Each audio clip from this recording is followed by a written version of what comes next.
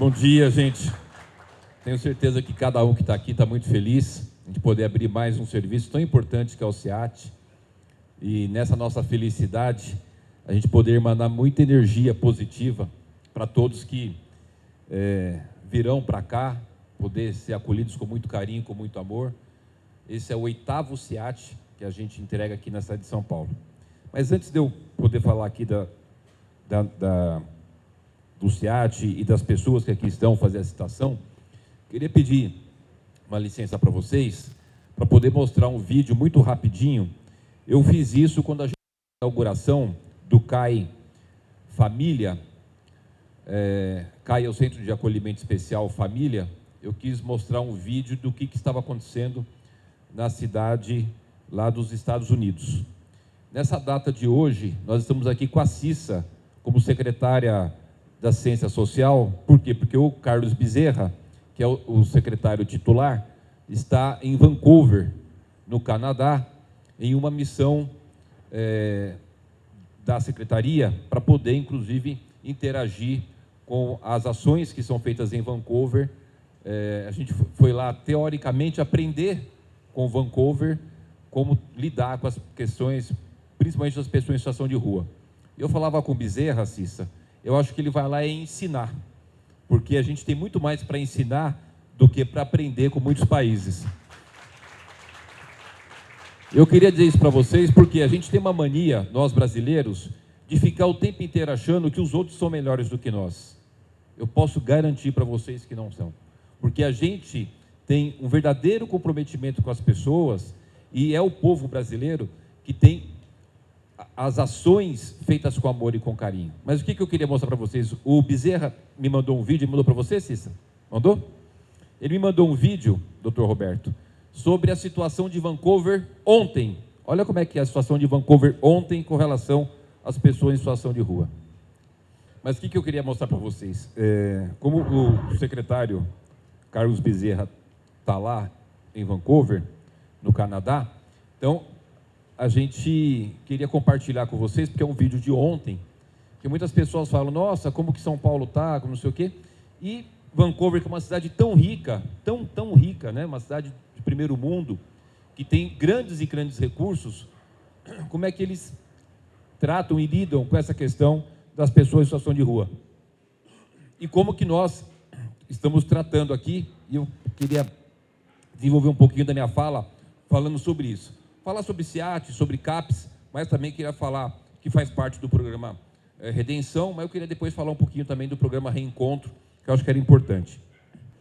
Gente, como eu falei aqui para vocês, é só para a gente poder exemplificar que as pessoas têm uma mania tão grande, de ficar falando mal da nossa cidade. Esse problema do aumento das pessoas em situação de rua aumentou no mundo inteiro, né? Queria voltar a frisar, essa cidade é Vancouver, no Canadá, uma das cidades mais ricas do mundo. E olha como o governo de lá trata dessa questão das pessoas em situação de rua. E a gente está fazendo um trabalho aqui na nossa cidade, a gente pode ter bastante orgulho disso, que tem uma equipe muito comprometida, de poder dar o atendimento para as pessoas que necessitam do CAPES, do SEAT, do programa Redenção, de fazer o atendimento das pessoas em situação de rua. Nós fizemos agora, do ano passado para cá, quase 3.500 vagas, acho que 3.400 vagas em hotel, né, Cissa? Vagas em hotéis para aquelas pessoas que estavam com crianças, famílias com crianças, para a gente poder rapidamente levá-las para um hotel, pessoas idosas. A gente sabe que tem muitas pessoas que não aceitam o acolhimento. A gente está ampliando com a Vila Reencontro agora, de fazer as casinhas de 12 metros quadrados, e mais do que ter as casinhas com 12 metros quadrados, é poder ter um acolhimento humanitário, de poder ter lá curso profissionalizante, de ter uma horta comunitária, de poder ajudar essas pessoas a poderem se restabelecer no mercado de trabalho, fazendo, como eu disse aqui, os cursos profissionalizantes. Então, uma gestão que está investindo muitos recursos nas pessoas. A gente também está fazendo muitas obras, né? O Justo comentou aqui o que a gente está fazendo de obras. Nós vamos ter, eu vou mandar agora no dia 30, o projeto da lei orçamentária para a Câmara, que é o meu prazo, porque é o orçamento do ano que vem. Nós vamos ter o recorde de um orçamento de 10,5 bilhões de investimento. É o maior orçamento de investimento da história da cidade de São Paulo. Maior da história da cidade de São Paulo, 10,5 bilhões de investimento.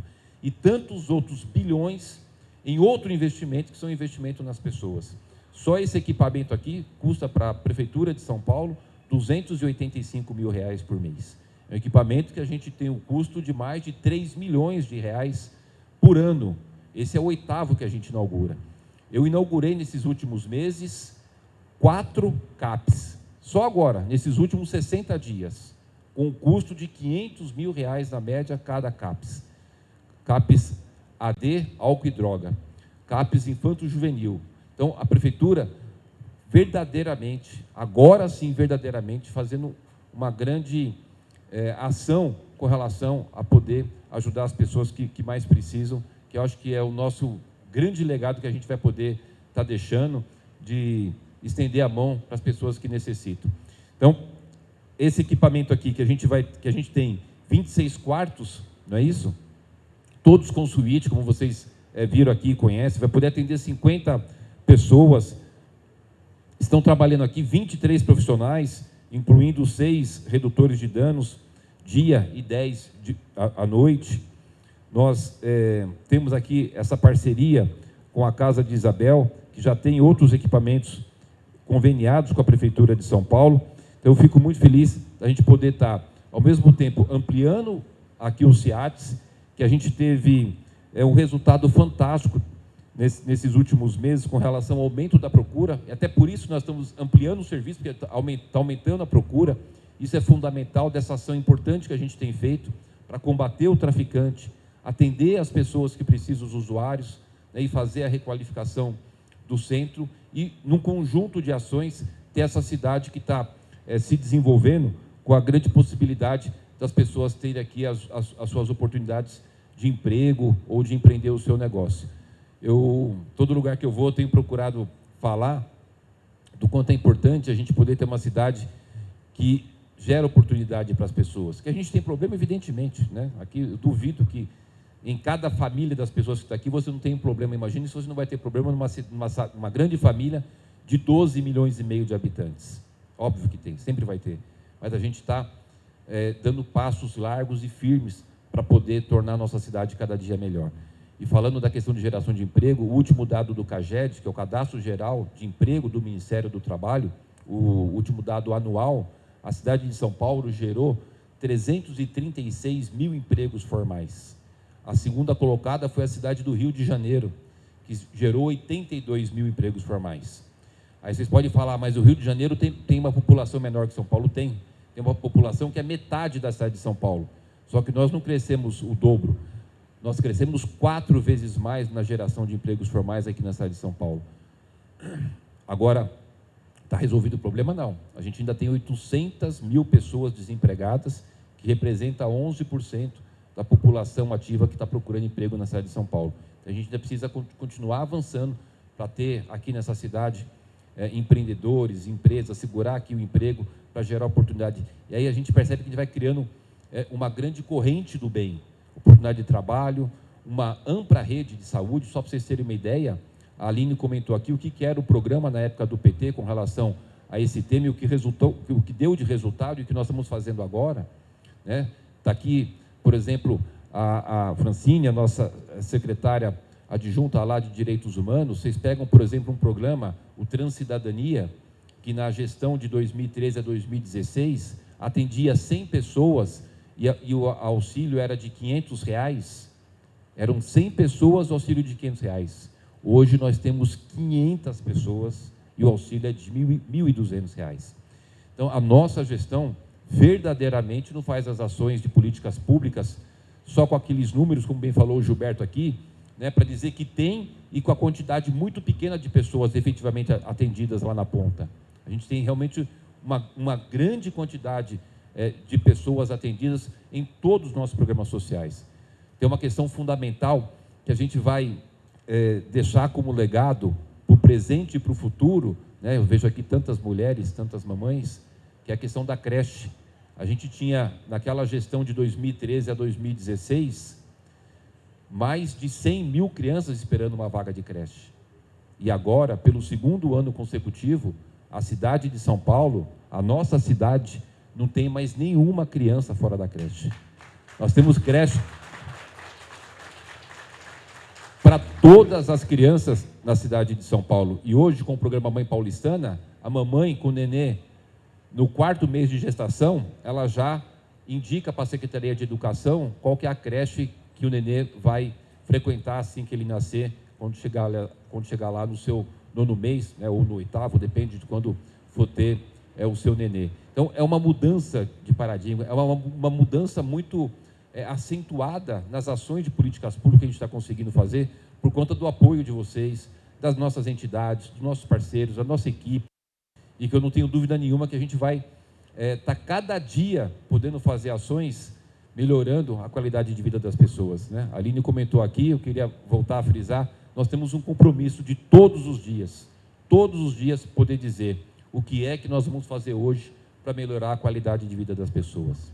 Agora tem ações que a gente precisa desenvolver para poder gerar emprego e renda, para as pessoas poderem ter oportunidade, tendo oportunidade, não terem que ir para a rua, ou tendo oportunidade, em algumas situações acabam entrando no vício por conta de falta de oportunidade, outra por conta de alguma decepção pessoal, enfim, por várias questões. O importante é que a gente vai dar a mão para essa pessoa, independente da situação, mas verdade é que por conta de N situações a pessoa pode entrar no mundo do álcool e droga, e compete a nós ter uma cidade solidária que vai possibilitar que eles não entrem, ou que se entrar, que possa sair. Agora, para não entrar, como eu disse aqui, pessoal, a gente precisa ter uma cidade bem organizada, que vai trabalhar na questão da educação, na questão da saúde.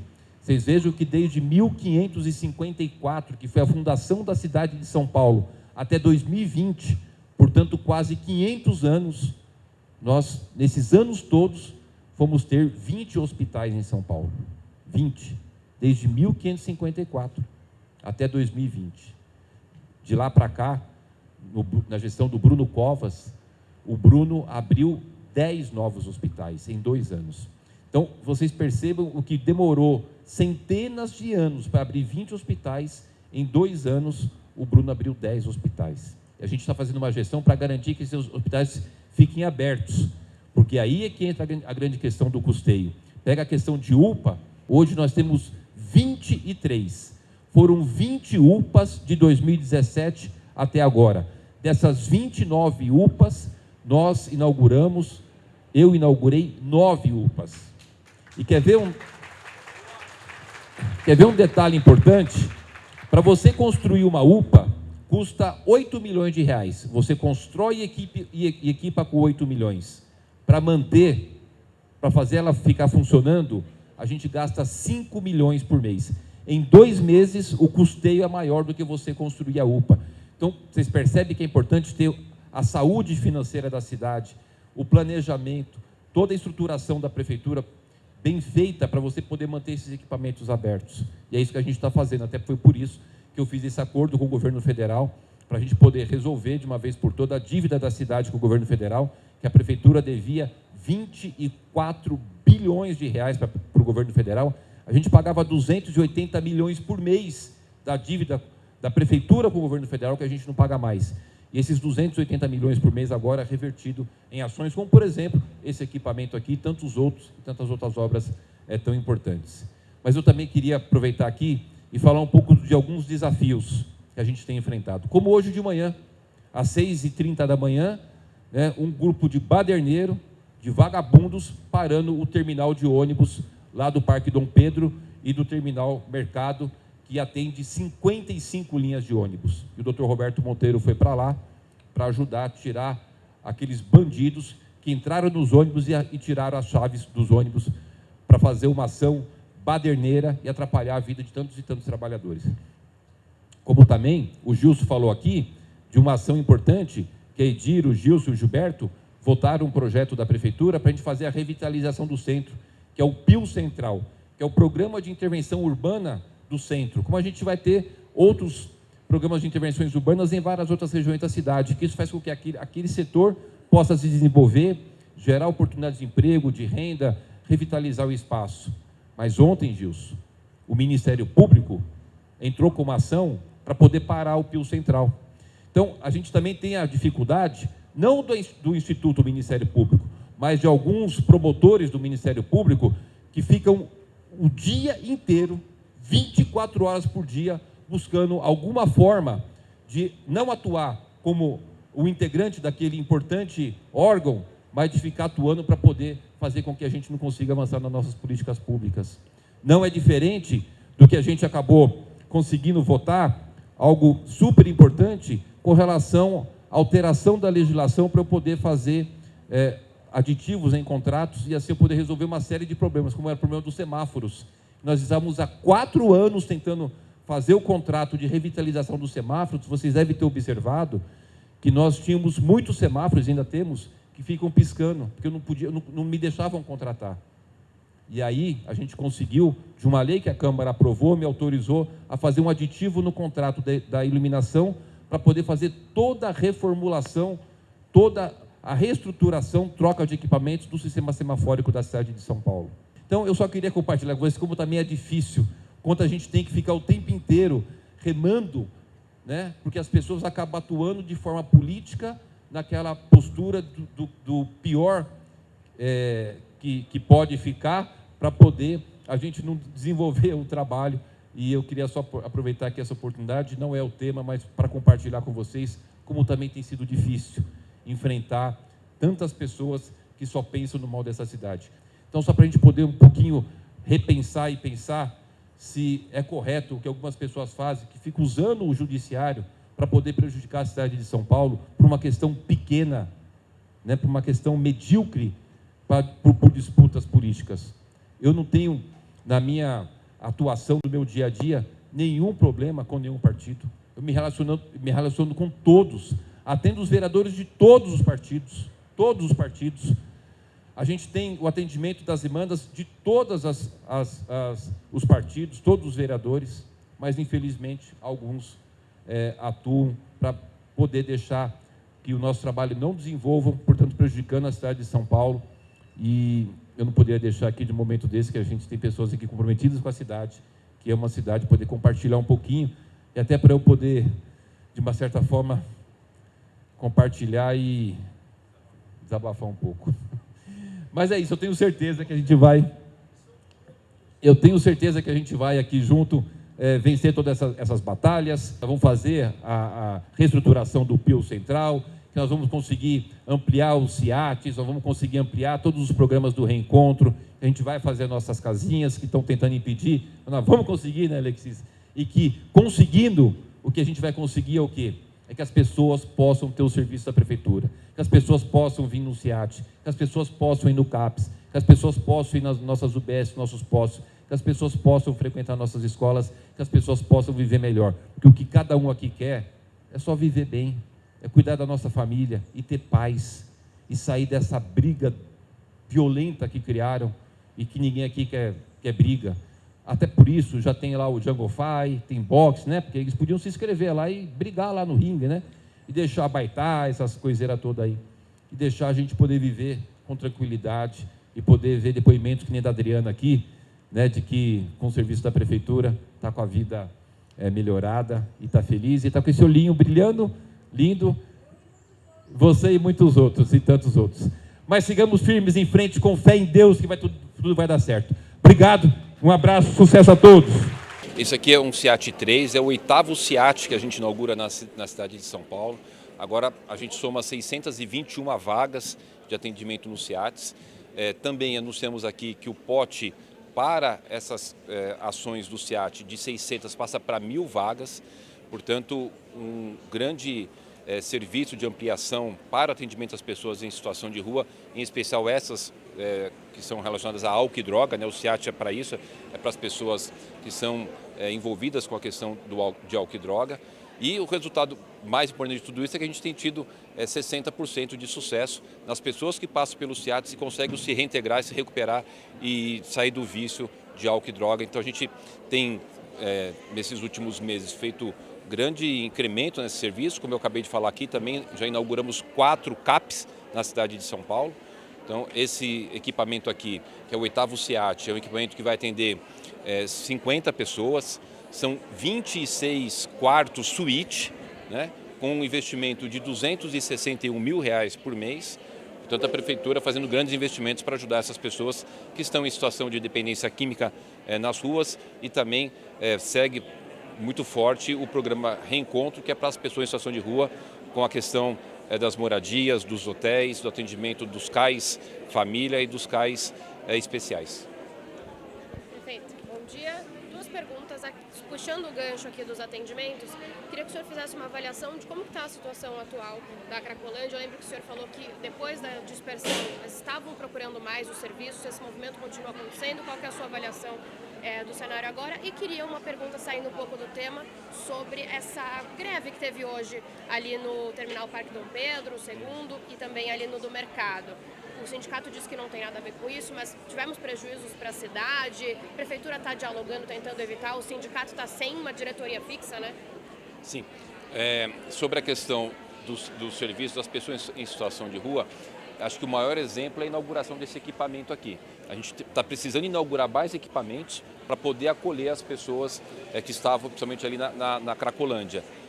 Nós tivemos um aumento de 7 vezes de procura para os SEATs, aumentamos em 31% o aumento de procura para os nossos CAPs, tanto é que a gente inaugurou 4 CAPs. Então, o que a gente observa? Objetivamente, é que todas as nossas ações feitas com a ciência social, com direitos humanos, com a Polícia Civil, Polícia Militar, Guarda Civil Metropolitana, tem dado muito resultado. Em 2016, eram 4 mil pessoas na Cracolândia, na época do Fernando Haddad, e hoje nós temos em torno de 810 pessoas e as pessoas procurando mais o serviço. Então a gente está no caminho certo. Eu sei que às vezes causa alguma incomodidade para alguns moradores ali do centro, mas os resultados estão sendo positivos. Você está aqui observando a inauguração de um equipamento, por quê? Porque aumentou a procura. E a gente vai tirar essas pessoas da rua, colocar para tratamento que eles possam se libertar do álcool e droga, fazer a revitalização do centro, como a gente está fazendo, começamos já a revitalizar a Princesa Isabel, a Praça do Cachimbo, e prisão de traficantes, como falou aqui o Dr. Roberto, mais de 130 traficantes presos. Eu tenho certeza que a gente vai continuar avançando e no futuro, não dá para fazer isso tão rápido, mas no futuro próximo ter essa situação da Cracolândia resolvida e essas pessoas que estavam dependentes de crack libertadas dessa droga terrível.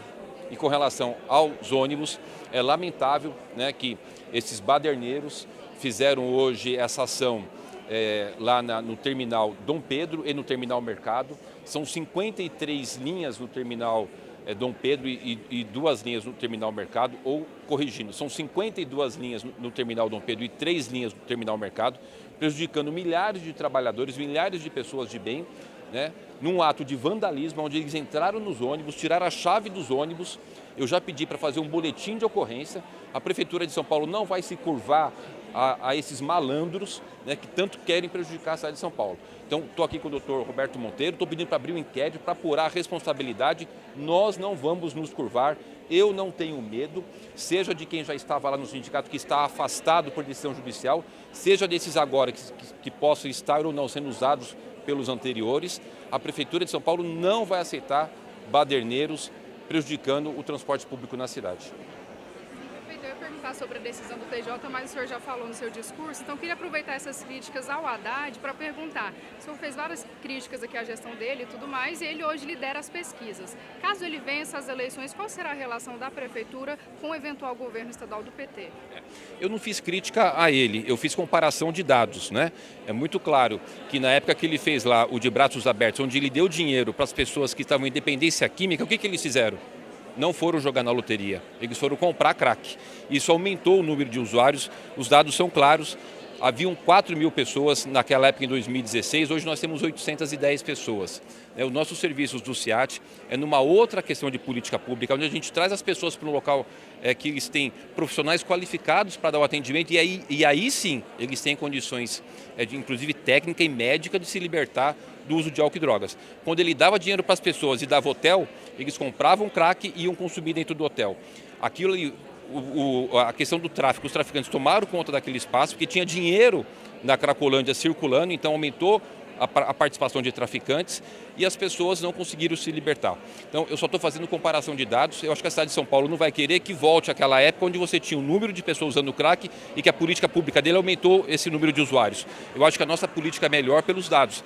A gente está diminuindo o número de usuários, prendendo os traficantes, requalificando o centro.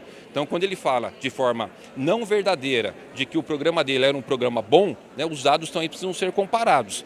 Não dados que se você contrata uma organização para fazer um parecer que não refletia a verdade. Quando é que você reflete a verdade? Quando você compara aquele programa com esse programa. Aí você consegue fazer um nível de comparação. É isso. Eu falei com relação às creches. Aqui tem muitas mães. A gente sabe que, inclusive, a questão do uso de drogas e álcool, né, em algum momento tem alguma correlação lá no momento da sua infância. A questão da creche é fundamental. A formação do cérebro, a parte cognitiva, ela vai se formar dos 0 aos 6 anos de idade. A gente não pode perder essa fase. Por isso que hoje nós temos, na cidade de São Paulo, 0 de déficit de vaga de creche. Nós temos creche para todas as crianças, cuidando do presente e do futuro das crianças. Diferente da época dele, onde ele conseguiu, de uma forma inusitada, né, dizendo que é uma pessoa da educação, aumentar o número de crianças fora da creche. Então é só um nível de comparação, nenhuma crítica a ele. Eu acho que é um momento importante. Eu, como prefeito de São Paulo, não posso deixar de colocar para a sociedade a comparação de dados. Aí, com a comparação de dados, a sociedade vai poder definir o que é melhor para ela, né? Eu tenho certeza que é o que a gente está fazendo hoje, em parceria com o governo do estado. A gente está no caminho certo, ajudando as pessoas verdadeiramente.